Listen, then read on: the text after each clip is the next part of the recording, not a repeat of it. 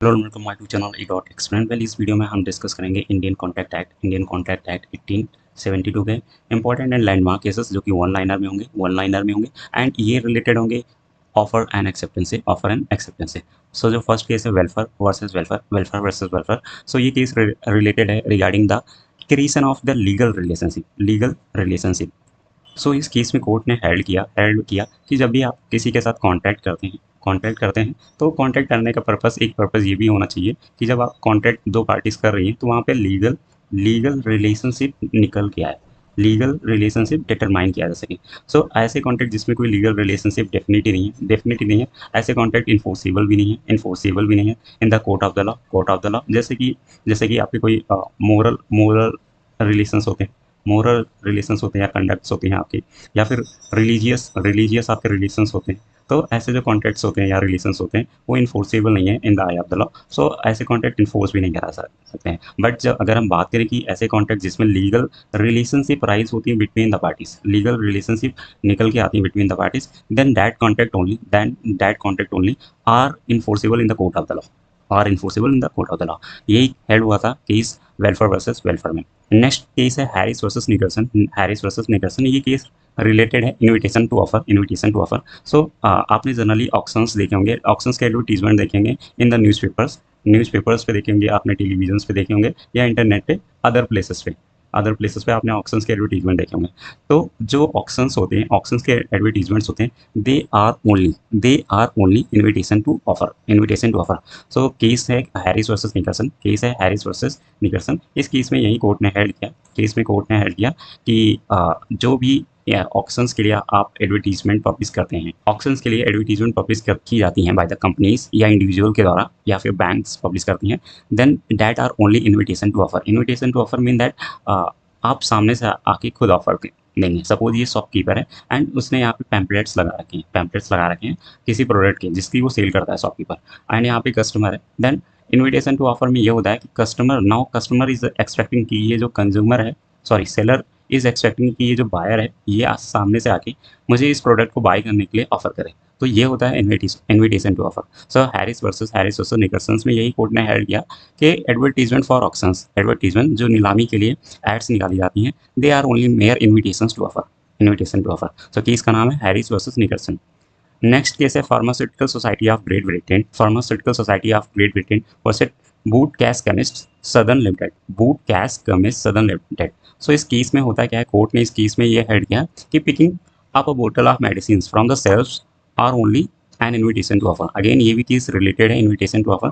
सो आप कभी मॉल में जब आप एंटर करते हैं या किसी ऐसे शॉप में जहाँ पे सेल्फ सर्विस अवेलेबल होती हैं, देन उस केस में जब आप एंटर करते हैं वहाँ से कोई प्रोडक्ट आप खुद उठा के लाते हैं कैशियर के पास में, देन जो कैशियर होता है उसकी बिल बना के आपको देता है। तो आपका मॉल के अंदर जाना, आपका प्रोडक्ट, अपने पसंद का प्रोडक्ट या स्पेसिफिक प्रोडक्ट, जिस भी प्रोडक्ट को बाय करने का इंटेंट था आपका, उसे उठाना सेल्फ से, वो एक इन्विटेशन टू ऑफर है।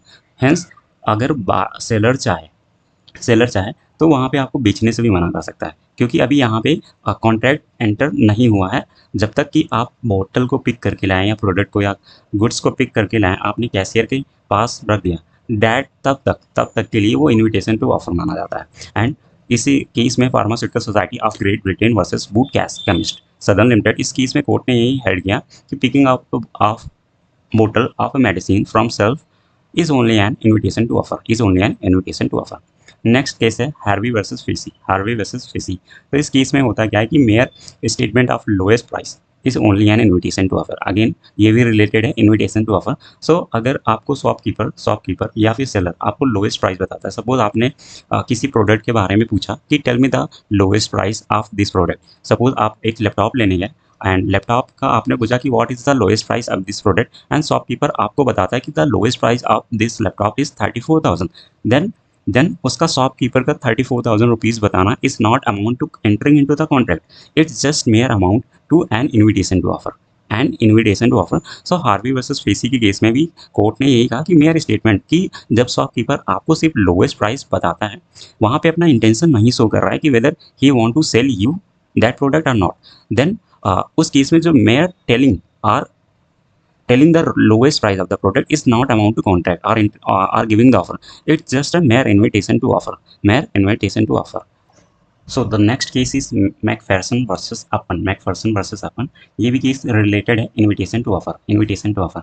So if an offeree's agent says that the offeree will not accept anything less than certain amount, it is an invitation to offer. Now suppose इस चीज़ को समझने के लिए एक illustration लेते हैं. Suppose A है और B है. A का एक एजेंट है C एक एजेंट है A का. Now A अपना एक कार है जो बेचना चाहता है. A अपना एक कार है जो बेचना चाहता है. अब बी को यह बात पता चलती है. बी आके बोलता है कि I am interested in buying as car. यहाँ पे सी कहता है जो कि यहाँ पे ऑफरीज एजेंट है. ये ऑफरी हो गया, ये ऑफरर हो गया और ये ऑफरीज एजेंट हो जाएगा. ऑफरीज एजेंट.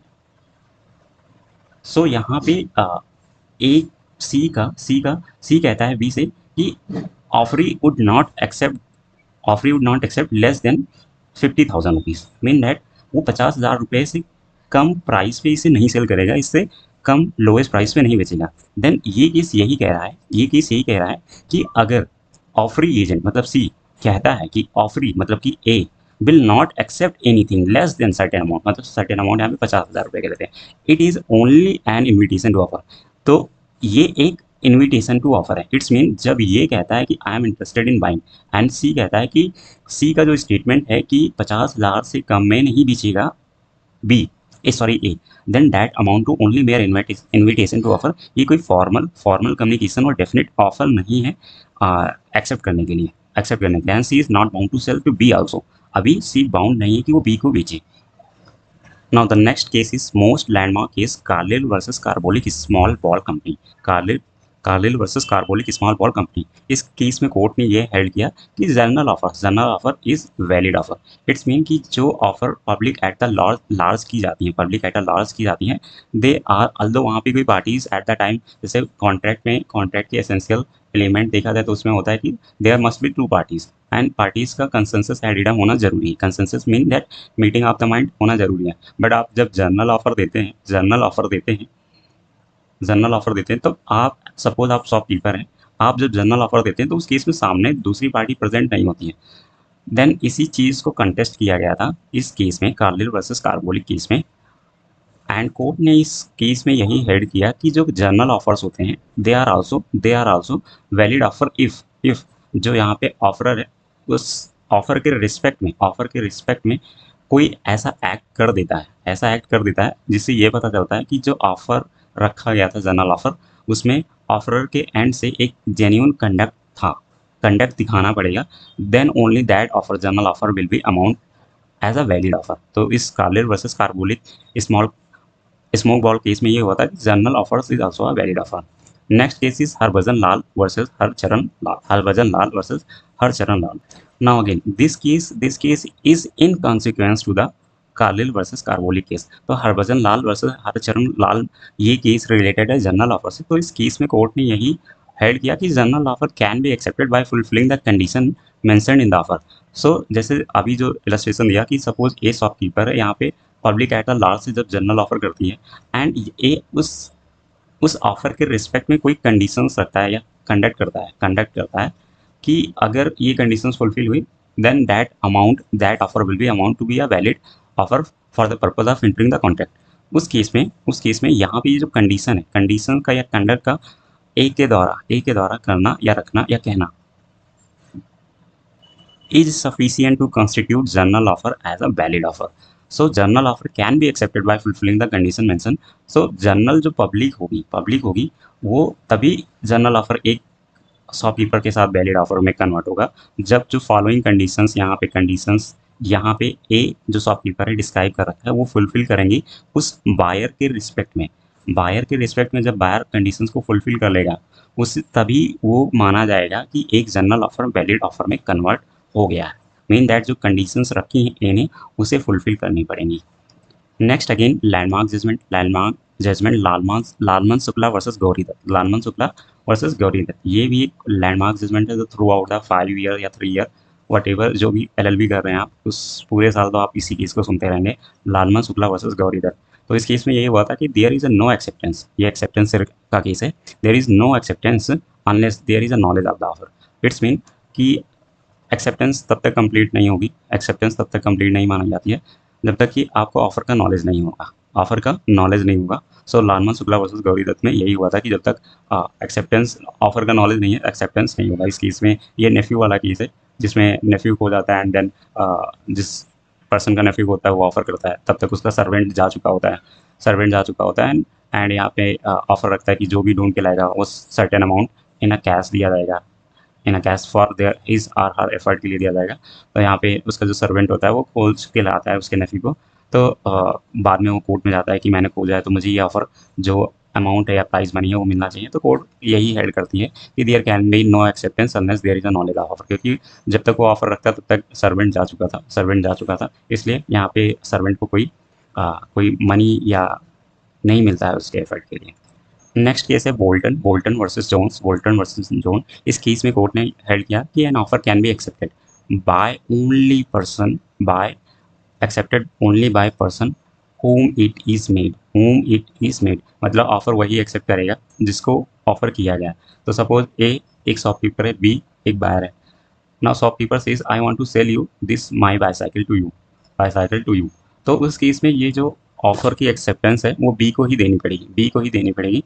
बी के रिस्पेक्ट में कोई सी या स्ट्रेंजर या अदर पर्सन नहीं दे सकता है इस ऑफर की एक्सेप्टेंस को। सो बोल्टन वर्सेस जोन में कोर्ट ने यही हेल्ड किया कि offer can be accepted only by person, only by the person to whom it was made. अब ए ने जो अपना ऑफर किसे कहा था, बी को कहा था, तो यहाँ पे जो एक्सेप्टेंस भी आनी चाहिए वो बी के एंड से ही आनी चाहिए। It's mean in other words C अपना एक्सेप्टेंस नहीं दे सकता in respect of B, in respect of B C acceptance नहीं दे सकता, एक्सेप्टेंस बी के एंड से आएगी, आएगी तभी वो कंप्लीट ऑफर के एक्सेप्टेंस माना जाएगा।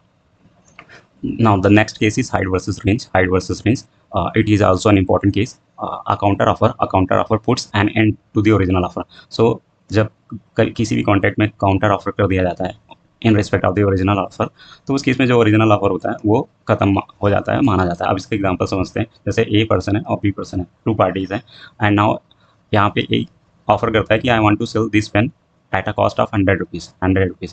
तो ये एक ओरिजिनल ऑफर है, अभी ये ओरिजिनल ऑफर है। Now B says I want to buy this pen at a cost of 50 rupees. Then this offer from the end of B, B जो यहाँ पे ऑफर कर रहा है ये काउंटर ऑफर है। अब नाउ यहाँ पे जो ओरिजिनल ऑफर था ये एंड हो जाएगा, ये एंड हो जाएगा।